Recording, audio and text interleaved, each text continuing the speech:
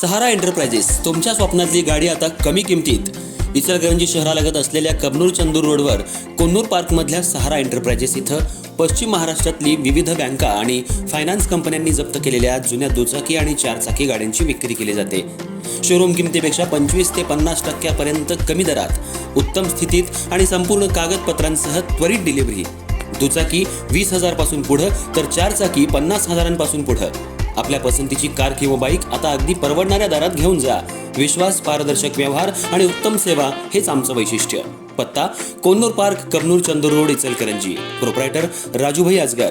संपर्क 8055810910 आणि 9860785786।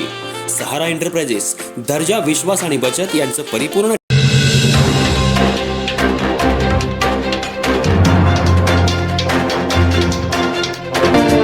इचलकरंजीत खून प्रकरणी एकाला जामीन मंजूर।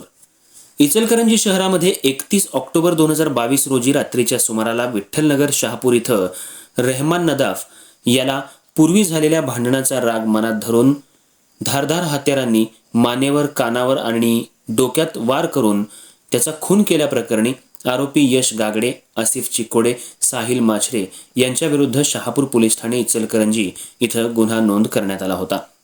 या गुन्ह्याचा तपास पूर्ण होऊन आरोपी यांच्या विरुद्ध जिल्हा आणि सत्र न्यायालय इचलकरंजी इथं दोषारोप पत्र दाखल करण्यात आलं होतं। आरोपी यश आकाश गागडे याच्या वतीनं ॲडव्होकेट सचिन यशवंतराव माने यांनी इचलकरंजी इथल्या जिल्हा आणि सत्र न्यायालयात जामीन मिळण्यासाठी अर्ज दाखल केला आणि या जामीन अर्जाच्या सुनावणीवेळी हे काम 2023 पासून प्रलंबित आहे।